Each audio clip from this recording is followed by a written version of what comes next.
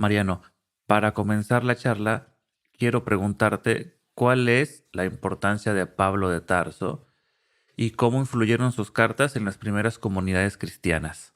Es interesante que, bueno, si hablamos por cuestión cronológica, las cartas de Pablo, las 7 cartas históricas de Pablo, porque no todas las cartas que están en el Nuevo Testamento o en los Nuevos Testamentos, ¿no? Cualquiera sea la compilación que se haga según las confesiones religiosas, no todas las cartas son de autoría paulina. La crítica textual hoy en día reconoce solamente 7 de esas cartas, que son la primera a los tesalonicenses, la carta a los colosenses, la carta a los filipenses, la primera a los corintios, la segunda a los corintios, los romanos y Filemón.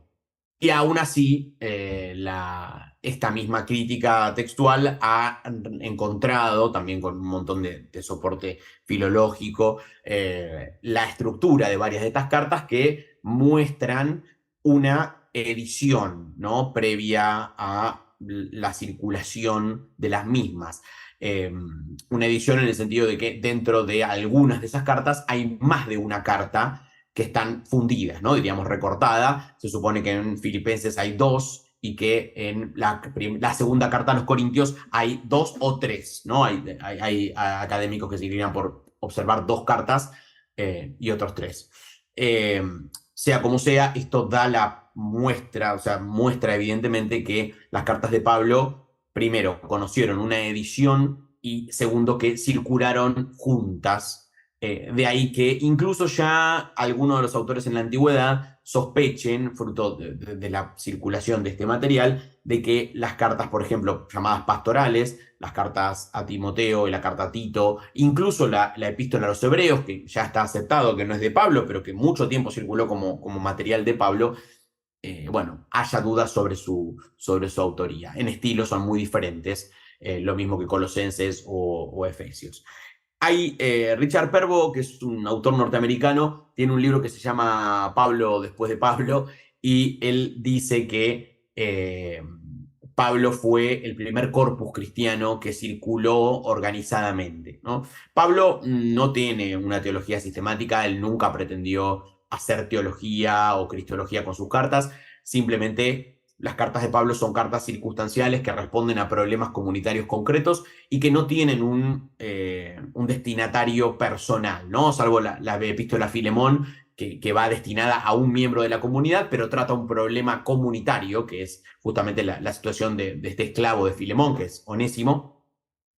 En general son cartas generales dispuestas y presentadas para leerse comunitariamente, ¿no? Y de hecho Pablo lo da a entender en diferentes pasajes, sobre todo en los saludos finales, cuando pide que la carta se lea y da el nombre incluso en muchos casos del enviado, ¿no? ¿Quién lleva la carta? Bueno, atiéndanlo bien, procuren que esté tranquilo, que vuelva, ¿no? Se supone que es la persona que después va a llevar la respuesta de esta comunidad, aclarándole cosas. Esto en la correspondencia con los corintios se ve, porque Pablo en los sucesivos envíos, bueno, va dando cuenta de lo que le contó la persona que hizo de mediadora, ¿no? Lo que no tenemos, a diferencia, por ejemplo, de otras compilaciones de cartas en la antigüedad, son las respuestas, ¿sí? Se ve que la comunidad o persona que compiló las cartas de Pablo, dice Richard Perbon, no le interesó nada más que lo que Pablo decía, ¿no? Por eso no tenemos las cartas de las comunidades, que claramente, ¿no?, intercambiaban con él.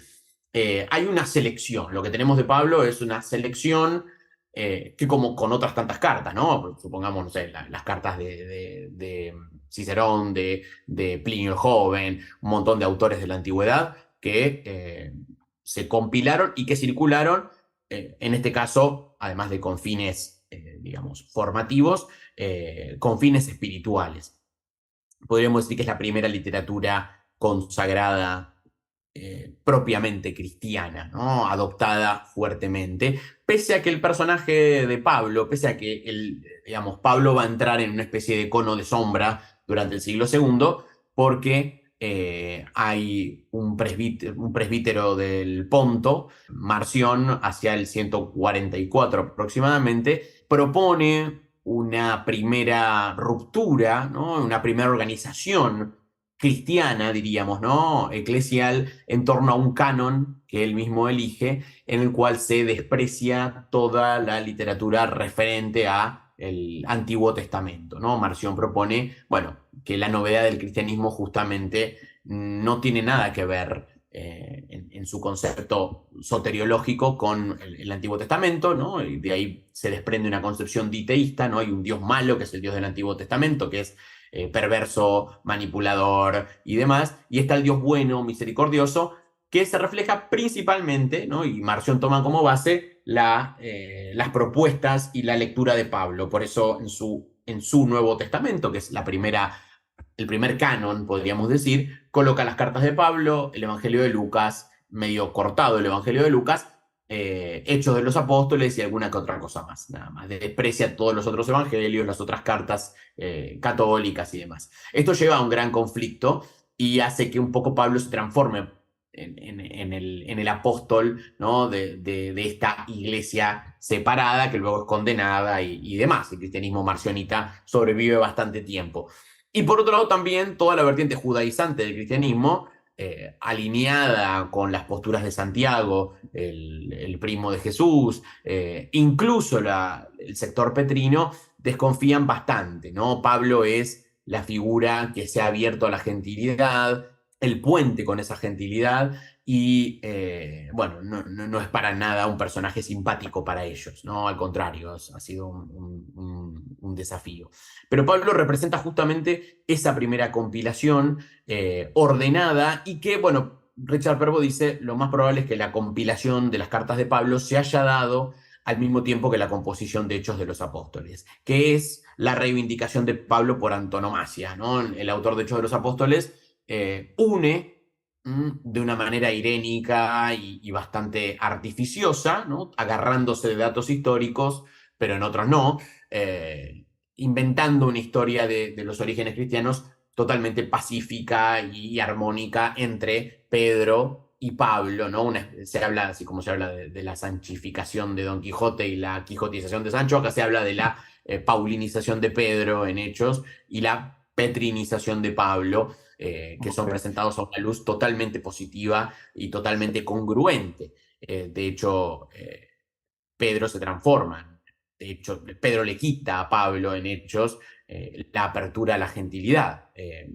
Pablo queda en un segundo plano y lo más llamativo en Hechos es que más allá de que a Pablo se lo integra, se lo trata sí, de comprender a la luz bueno, de los orígenes de la fe, nunca es llamado apóstol, ¿no? El autor de Hechos de los Apóstoles reserva el título de apóstol para Pedro y los otros 11, no se lo da a Pablo. Eso es problemático. Por un lado lo reivindica, por otro lado no le reconoce el título de apóstol, que es algo por lo que el Pablo histórico insiste y, digamos, insiste sobremanera en sus cartas, ¿no? En su carácter apostólico, ¿no? Porque su llamado no ha sido del Jesús carnal, sino del Cristo glorificado en una visión, ¿no? En un sentido mucho más místico. Pablo es un personaje complejo, es un personaje complejo para estas primeras generaciones, ¿no? Hablamos de la tercera, cuarta, quinta generación de creyentes, pero claramente luego de las guerras judías, su vertiente cristiana es la que se impone. Su concepción de comunidades mixtas, abiertas, ¿no? Y de una concepción universal de la actividad soteriológica de Jesús, de la cruz y de Israel, es la que se termina por imponer, quedando marginadas progresivamente, aunque no desaparecen ni nada por el estilo, todas las otras. Eh, Justamente eso, yo creo que Pablo es el parteagua, ¿no? Y aquí se mezcla el Pablo histórico con el Pablo, con lo que es el material deuteropaulino, con el Pablo mucho más conservador de las epístolas pastorales, que son duras de leer, ¿no? Tienen rastros, no diría misóginos, violentos en su argumentación, y que claramente no responden a ese Pablo histórico. Pero bueno, para los cristianos antiguos, todo eso era Pablo, y era el apóstol junto con Pedro por antonomasia. ¿Por qué el autor de Hechos de los Apóstoles se esfuerza en reconciliar a Pablo y a Pedro?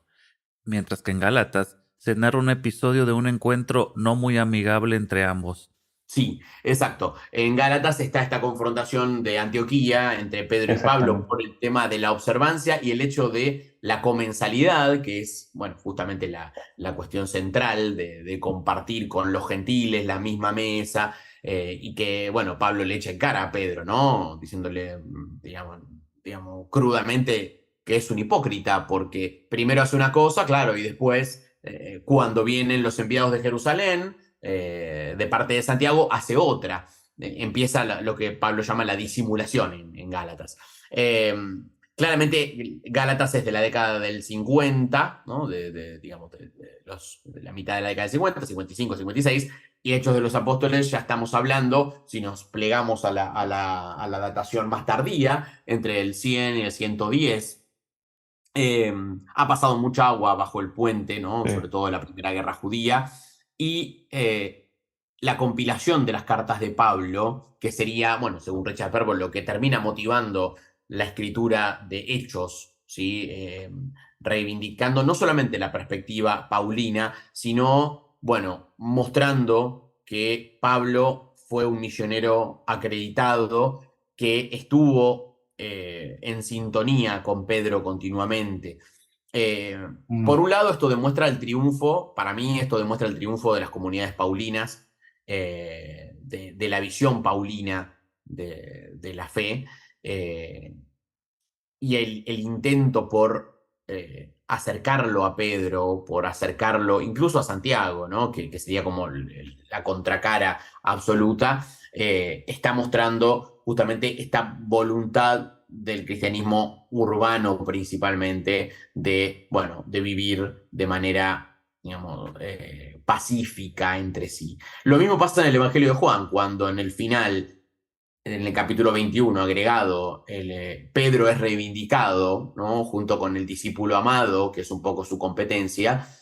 De nuevo, es el cristianismo petrino contra el cristianismo juanino, y es necesario poner un cierre. De ahí que, bueno, el Jesús resucitado le encomienda una misión a cada uno igual de importante, ¿no? Llega un punto en que la identidad cristiana ha empezado a emerger, y donde estas comunidades, yo creo, lo que están buscando es la unidad. Y en este sentido, bueno, dejan atrás ese pasado histórico, lo obliteran, ¿no? Lo minimizan y proponen, o de hecho directamente no lo narran, ¿no? En Hechos, el conflicto de Antioquía no existe. Pablo tiene que irse de la ciudad por otro tema, ¿no? Pablo ha aceptado las decisiones del Concilio de Jerusalén y nunca se habla de ningún enfrentamiento con Pedro, para nada, para nada. No, directamente esto no ocurrió. Eh, es lógico, ¿no? Cualquier letrado podría decir, bueno, pero si en Gálatas Pablo dijo esto, ¿dónde está esa información? Se ve que esa coherencia histórica para los cristianos, sobre todo del siglo II y demás, ya no tenía tanta importancia, ¿no? No, de hecho, inclusive los primeros padres de la iglesia que traten el tema van a decir, acá estamos hablando de dos episodios distintos, y incluso algunos van a decir, ¿no? Como en Gálatas Pablo llama Cefas a Pedro, lo llama con el nombre hebreo, bueno, ese Cefas ni siquiera es Pedro, ¿no? Van a tratar de corregirlo y demostrar una perfecta concordancia apostólica. En tiempos de tensión y de definición de identidad, bueno, estamos más cerca de los paulinos, ¿no? Petrinos y sí. paulinos están más cerca que lo que podemos estar de la sinagoga, ¿no? De la cual, bueno, ya somos expulsados, no tenemos lugar, ¿no? De ahí que, bueno, justamente en Hechos sea eso el problema. Pablo va, los judíos lo rechazan, los gentiles le abren las puertas. Bueno, hay que unir fuerzas, y en esto reconoce las figuras fundadoras de los dos, ¿no? Las equipara, se esfuerza enormemente. Tengo un texto sobre Hechos 16, que es el momento en que Pablo, diríamos, entra geográficamente a Europa cuando llega a Macedonia, a Filipos, y hay mucha similitud entre ese episodio con un episodio de cárcel y de humillación muy parecido al de Hechos 12, cuando Pedro es encerrado, ¿no? En Hechos, continuamente Pedro y Pablo son equiparados en su accionar de una manera a veces hasta demasiado forzada, ¿no? Bueno, son lo mismo. Aunque uno tenga esa sutil diferencia que es apóstol y el otro no lo decimos, quizás ese no decir que es apóstol es para, bueno, cuidar sensibilidades Mm. muy específicas, podríamos pensar, o que ese debate no terminó para determinados grupos cristianos, ¿no? De que el apóstol solamente es aquel que convivió con el Jesús terreno. De ahí que, bueno, el episodio de la elección de Matías, del reemplazo de Judas, sea tan central en el inicio de Hechos, ¿no? Para decir, bueno, los 12 volvieron a ser 12 y Pablo no es uno de los 12. En eso Hechos es muy tajante, pero a la vez Pablo es el héroe del texto, ¿no? Pablo es el héroe, es profeta, es misionero y está en lo que es sufrimiento, digamos, a la altura de Pedro. Ahora quisiera preguntarte, ¿cuál era la función y el rol que ocupaban los esclavos en las primeras comunidades cristianas? Bien, el esclavo, digamos, hay una problemática con la esclavitud y el cristianismo antiguo que ya desde los teóricos y teólogos abolicionistas del siglo XIX o los conservadores estuvo muy en boga, ¿no? Los movimientos abolicionistas trajeron esta cuestión la pusieron sobre el tapete, una cuestión que en sí para los cristianos antiguos no era de importancia. La iglesia primitiva nunca se cuestionó la validez o la importancia o la gravedad, ¿no? De la institución de la esclavitud en sí. Eh, Esto, digamos, para ponerlo en perspectiva histórica, ¿no? Es más nuestra la preocupación sobre esto, que ha causado mucha indignación por decir, bueno, si el cristianismo era un movimiento tan renovador y tan liberador, bueno, ¿por qué no se fijó justamente en este aspecto de la opresión humana de los esclavizados? Eh, un poco mi tesis iba para ese lado, tratar de entender si hubo una única postura monolítica respecto de la esclavitud de parte de las iglesias antiguas o si fue variante. Mi conclusión fue que fue muy variante. Si bien al esclavo se le permite la conversión, se lo considera, ¿no?, espiritualmente igual que las personas libres en la mayoría de los casos. Hay excepciones dentro de lo que es la literatura entre el siglo I y el siglo III. En general no hay un cuestionamiento acerca de la posesión del cuerpo del esclavo, ¿no? Cuando el cristianismo habla de libertad carismática y de expresión del espíritu, bueno, para poder ser vehículo de expresión del espíritu, lo ideal es que uno sea un hombre o una mujer libre. De ahí que los pruritos comunitarios acerca de, bueno, integrar o no a los esclavos y a las esclavas tienen que ver más con los peligros que puede atraer esto con los amos de esas personas que otra cosa. Cuando el amo es cristiano, la conversión del esclavo es algo mucho más accesible. No siempre, en los primeros tiempos, yo lo que propongo es que no hay una obligación, en general, de hecho, cuando se convierte el amo, ¿no? Esto da la pauta a la carta a Filemón, cuando Pablo le habla a Filemón, que es un viejo converso, que ha sido su ayudante, que se ha convertido a la fe. Onésimo, el esclavo de Filemón, se ha convertido recientemente, o sea que Filemón no obligó a su casa, ¿no?, a todos los miembros de su casa a convertirse. Bueno, aparentemente esto, desde fines del siglo I, principio del segundo, en esta cristianización de Loicos, se vuelve una obligación, ¿no? El amo cristiano tiene que cristianizar a toda su casa. A veces a regañadientes los esclavos tenían muchas vías de acceso o de ascenso social dentro de la casa, ¿no? No solamente por su trabajo, por su confianza, en muchos casos terminaban en adopción, sino también había muchos otros comportamientos, inclusive de tipo sexual, para ascender, ¿no? Ser el amante del amo, de la señora, de la casa, ser el objeto sexual, ¿no? Cuestión que no tenía ningún valor moral porque el esclavo no es dueño de su cuerpo, la esclava tampoco, ¿no? Es mercancía comprada y la violencia que se ejerza sobre ellos, digamos, no tiene ningún, no son dueños de contrarrestarla, ¿no? No pueden. Y por ende, bueno, cuando la casa se cristianiza y las normas morales y sexuales se endurecen, ¿no? Y se establece este valor del matrimonio y de la esposa y de, bueno, basta de concubinas, basta de abusar de los esclavos. Bueno, esto para muchos esclavos es problemático porque también eran sus vías de ascenso social en muchos casos. De ahí que hay algunos episodios medio de resistencia a esta cristianización. Son los miembros más débiles también, porque ante una persecución a los que se tortura primero es a los esclavos, que son los que testifican. Eh, y también a nivel moral la iglesia les puede pedir bien poco, porque si el amo de ese esclavo o de esa esclava no es cristiano, eh, y lo fuerza a tener relaciones sexuales con ellos y demás, no hay posibilidad de injerencia, ¿no? De hecho, bueno, hay posibilidad de atraerse la animadversión de esos dueños de esclavos si uno interfiere, ¿no? Por eso, bueno, varios de los padres apostólicos insisten en, bueno, tengan cuidado con los esclavos de la comunidad, porque a veces se hacen cristianos solamente para que la comunidad con sus fondos los libere, los compre, que cada cual, diría Pablo en Corintios, ¿no? Sepa salvarse en el estatus en el que lo encontró la llamada, si sos esclavo, bueno, mejor utilizar tu esclavitud. Hay todo un debate de si conviene manumitir o no.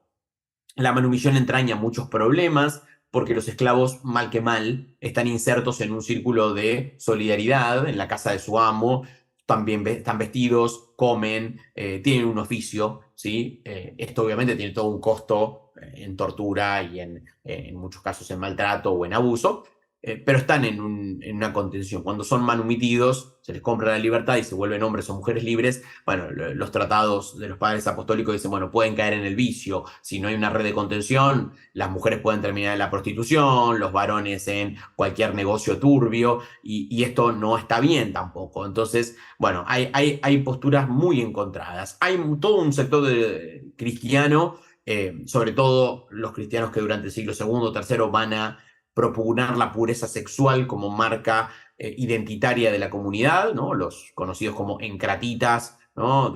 Que plantean justamente esta renuncia sexual como rechazo al mundo y demás, que para ellos no va a haber opción, no va a haber posibilidad de que el esclavo o la esclava entren a ser cristianos perfectos, porque no son dueños de su cuerpo, al contrario, son una tentación, ¿sí? Son una tentación y un acceso carnal fácil que tenemos todos en nuestra casa y que claramente no es lo deseable, ¿no? Sobre todo para los cristianos de alta alcurnia. Clemente de Alejandría, por ejemplo, a inicio del siglo III, en el Pedagogo, que es un manual también para iniciados cristianos, recomienda, entre las medidas profilácticas, si tenés esclavos en tu casa, deja de bañarte con ellos, deja de hacer que ellos te freguen y te laven y te vean desnudo y te pongan la ropa y te peinen, porque eso es una forma de tentación, ¿no? El cristianismo de alguna manera, si bien tiene posturas encontradas, trata de regular en todos los casos la convivencia con los esclavos y con las esclavas para la perfección de ellos, pero más que nada para la perfección de los que están introduciéndose en la fe y demás. ¿Sí? No hay ningún cuestionamiento a la posesión de esclavos, a la compra, sí al trato, sí a la consideración como hermanos y hermanas en la fe, subordinados, por supuesto, ¿no? No hay un cuestionamiento, no son hermanos, pero bueno, son hermanos que tienen que servir, tienen que cumplir sus tareas, tienen que ser leales, y de hecho, bueno, hay una interesante exaltación de figuras esclavas, varones y mujeres, sobre todo en la literatura martirial. La literatura martirial es muy democrática en ese punto, desde la sencillez de estos hombres y mujeres, ¿no? Presentados como débiles, temblorosos y generalmente traidores, ¿no? La confesión de fe de estos hombres o mujeres, como por ejemplo, no sé, Blandina, Perpetua y Felicidad, bueno, Perpetua no era esclava, ¿no? Felicidad era la esclava, Revocato, varias figuras masculinas y femeninas de estatus servil que se erigen como mártires gloriosos, y que, bueno, un poco también dentro de lo que es la literatura martirial tienden a mostrar esta transversalidad social del cristianismo, de decir, bueno, el cristianismo saca lo mejor, saca la virtud, desde el hombre más encumbrado, intelectual, hasta el más vil y rastrero, ¿no? Incluso un esclavo o una esclava pueden llegar a la perfección con la fe, ¿no? Con la adopción de la fe cristiana. Y ahora bien, con respecto a las mujeres, ¿cuál era el rol de las mujeres en las comunidades cristianas? Es llamativo esto porque este sociólogo que te contaba que falleció hace casi 2 años, en 2022, Rodney Stark, eh, él tiene en su libro The Rise of Christianity un capítulo destinado a las mujeres. Y él tiene como teoría, ¿no?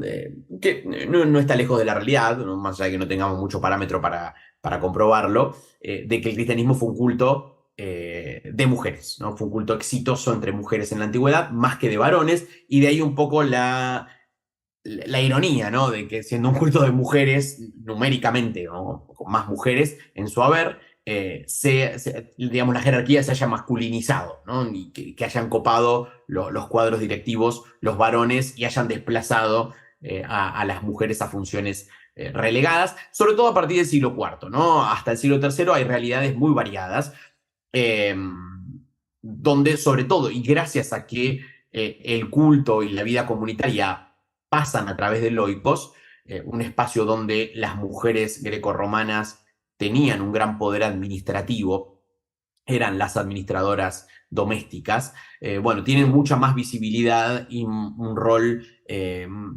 más presente en lo que es la gestión comunitaria. Eh, digamos, la esposa del dueño de la casa. En algunos casos, inclusive, deberíamos pensar incluso benefactoras que son mujeres o viudas o solteras. De ahí la gran aprehensión que tiene algo de la literatura cristiana temprana con las viudas, por ejemplo, porque son mujeres que tienen fortuna, que son independientes y que pueden tener digamos, los medios suficientes como para bueno, recibir a la comunidad eh, y ejercer algunos cargos, como diaconisas, por ejemplo, predicadoras en varios casos. Digamos, todo esto tiene un basamento justamente en la actividad pública de Jesús, donde a diferencia de otros rabinos, ¿no? De otros rabíes o de otros maestros itinerantes o figuras inclusive mesiánicas, las mujeres en el movimiento de Jesús ocuparon un rol destacado y bastante presente en la vida itinerante, ¿no? De lo cual tenemos varios testimonios, y también posteriormente en la primera comunidad de Jerusalén, ¿no? María Magdalena, por ejemplo, es una figura de amplio reconocimiento en este primer cristianismo, y lo mismo con lo que son las benefactoras locales, ¿no? El famoso caso de Marta y María, digamos que el rescate de su historia, ¿no? Marta que gestiona el hogar, y María que escucha y que es la perfecta discípula, bueno, presentan un poco este binomio tan característico y que, bueno, sigue siendo valioso para los lectores de Lucas y de Juan, que son los que tienen estos episodios, en el siglo II e incluso en el III. Eh, por eso la visibilidad de la mujer cristiana es muy grande. Y, digamos, hay una investigadora norteamericana que dice algo también muy interesante, y es cuando, sobre todo el cristianismo paulino, ¿no? Cuando el cristianismo paulino relativiza el hecho de la circuncisión, ¿sí? Cuando Pablo dice, bueno, la circuncisión es relativa, ¿no? No es que es innecesaria, no, es relativa porque para el acceso a la gentilidad o dentro de esta idea universal de la fe, la circuncisión es una marca de la alianza anterior, ¿no? Digamos, y que es exclusivista y que es étnica. Cristo murió no solamente por el pueblo judío, por todos, ¿no? Por ende, la circuncisión pasa a un segundo plano. Y la circuncisión también, dice esta investigadora Taza Willey, es una marca de superioridad del varón con la mujer, porque la alianza de Dios es con Abraham, ¿no? Y es con los varones de la línea abrámica a través de la circuncisión, del corte en el prepucio. Las mujeres entran a la alianza, digamos, digamos, de una manera alternativa, de segunda mano, ¿no? Medio de refilón. La alianza es con Abraham y con los varones.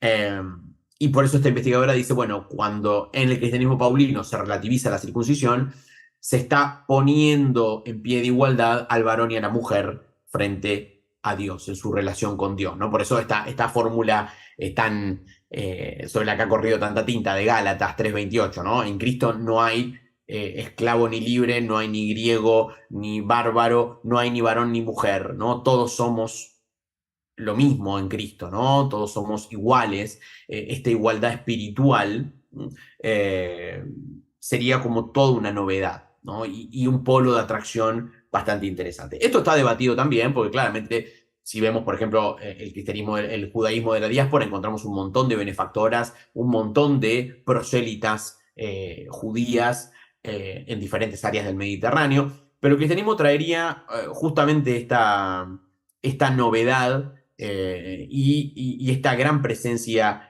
femenina que después por diferentes motivos, ya sea de decoro, de inserción en las altas esferas de la sociedad romana, imperial, y sobre todo, ¿no? Por el hecho de que el cristianismo logra su legalidad a partir del Edicto de Milán, y bueno, copan los espacios públicos, van quedando cada vez más relegadas a la piedad privada, a oficios mucho más pequeños y bueno, con toda esta revolución del siglo segundo, con la renuncia sexual y demás, bueno, un prototipo, ¿no? Que va a ser el de la Virgen, el de la mujer consagrada, que sí va a tener mucha más proyección de autoridad comunitaria, ¿no? Las mujeres que conservan su virginidad y que viven apartadas, de alguna manera forman parte de la jerarquía de la iglesia local y son figuras emblemáticas, estas vírgenes,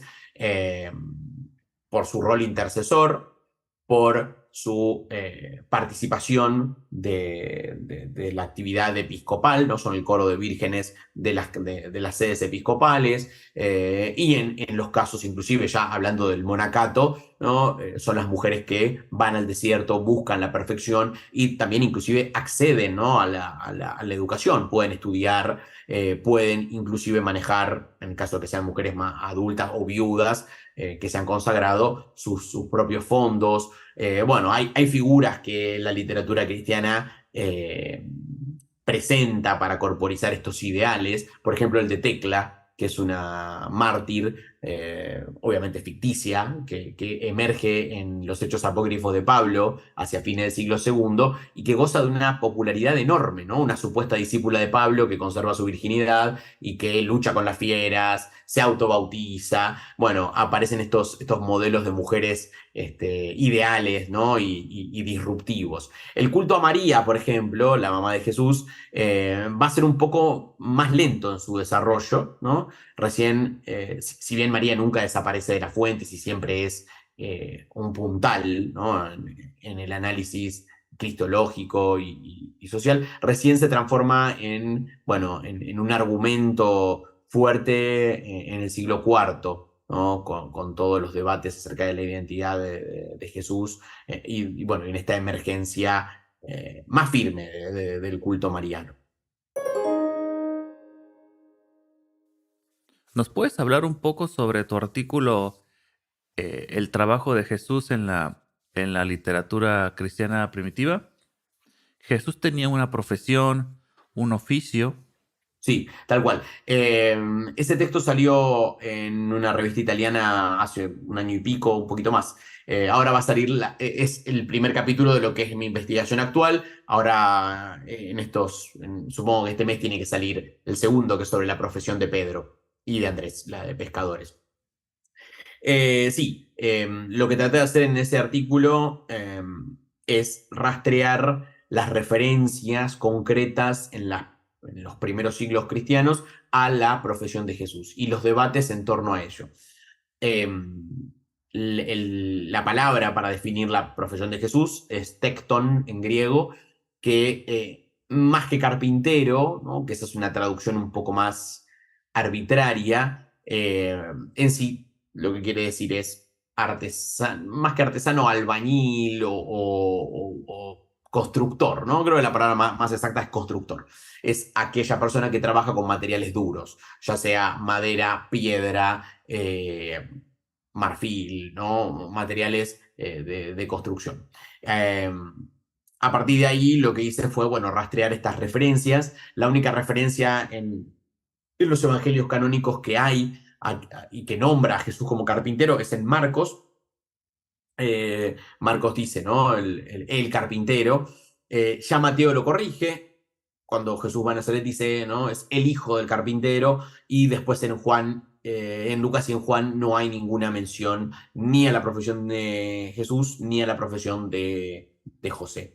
Que después sí es retomada por otros autores y que, bueno, hacen alusiones diferentes. En general, lo que planteo ahí es que hay hay una eliminación de la profesión de Jesús en estas primeras fuentes, sobre todo en estos primeros siglos, porque se lo toma como un argumento, o lo toman como un argumento los detractores de la fe. La crítica gentil se ceba particularmente con esto. En el Contra Celso lo encontramos, es uno de los puntos en los que Celso se burla. Lo mismo en otros textos, ¿no? Donde dicen, bueno,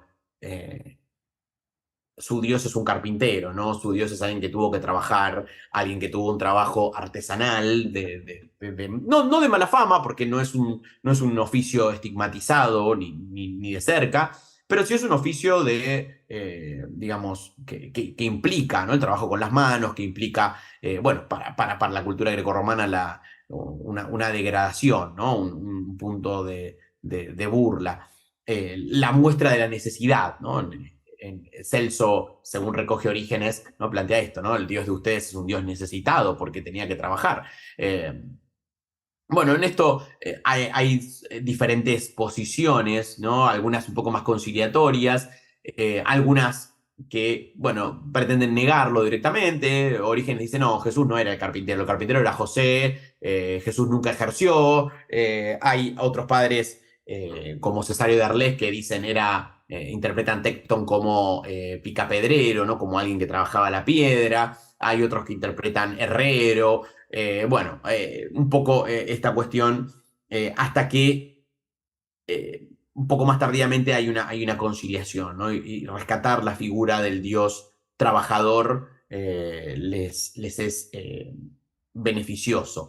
Lo que muestro ahí es todo el conflicto, ¿no? De por qué la profesión de Jesús es tan resistida y tan problemática, justamente. Da la pauta de que, bueno, la adopción del modo de vida itinerante por parte de Jesús y por ende de sus primeros seguidores habría hecho que dejara este oficio. Y es un poco lo que en los episodios de Nazaret, cuando Jesús vuelve a Nazaret, estaría en cuestión, ¿no? Cuando lo señalan, ¿no? El hijo del carpintero, o el hijo de María, los hermanos, las hermanas, estamos todos acá, es alguien que ha roto la solidaridad comunitaria. Y romper la solidaridad comunitaria concretamente supone dejar de trabajar, ¿no? Volvemos a lo mismo, ¿no? Dejar de ser el sostén de loicos, dejar de aportar a la mesa familiar. Bueno, algo parecido me pasó en el caso de los pescadores, ¿no? Que están inmersos en una serie de redes de dependencia y de pago de impuestos. La pesca es una actividad por la cual hay que comprar un derecho, ¿no? Al monarca o al tetrarca local, y ese derecho implica el pago de un determinado monto, ya sea en producto o en dinero, por el el usufructo de ese derecho de pesca. Bueno, con el caso digamos, de las actividades artesanales pasa lo mismo, ¿no? Abandonarla, el abandono implica la insolidaridad en una sociedad en la que, bueno, cada mano trabajadora es importante. Bueno, esto como dato sociológico. Obviamente que después esto se idealiza, ¿no? Dejar todo, obviamente, históricamente tiene un peso, ¿no? Dejar todo no es algo tan sencillo. Las primeras generaciones lo idealizan, ¿no? Vivir de la predicación, vivir de la hospitalidad, vivir de... pero bueno, creo que el primero que se da cuenta de esto, ¿no? Claramente es Pablo, de decir, bueno, sí, ese dejar todo, renunciar, abandonar, el trabajo, la familia, los lazos familiares y demás, bueno, es algo un poco más simbólico que real, ¿no? Hay que abandonar otras cosas. Mejor trabajemos, ¿no? Concentrémonos en producir y además con el trabajo no solamente nos mantenemos nosotros, sino que podemos hacer caridad. Sino con qué vamos a hacer caridad, con qué vamos a auxiliar a nuestros hermanos. Eh, pero es muy enigmática y muy interesante la figura del Jesús trabajador. Me remitió mucho a, por ejemplo, documentos, también fruto de mi trayectoria con mi familia y demás, ¿no? La Rerum Novarum, el rescate que se hace del Cristo obrero en el siglo XIX, en el XX, aquí particularmente en Argentina, ¿no? Cuando iba escribiendo ese texto, encontrando capillas, iglesias con esta idea y que el movimiento tercermundista, incluso ahora, ¿no? Creo que en una encíclica reciente, el Papa Francisco hablando de este Jesús carpintero, trabajador, como algo totalmente dignificante, ¿no? Me parecía realmente irónico y gracioso a la vez, de cómo estas imágenes, de esta información tan pequeña, tan chiquita, se puede armar una polémica y un mundo, ¿no? Atrás de un simple dato de profesión.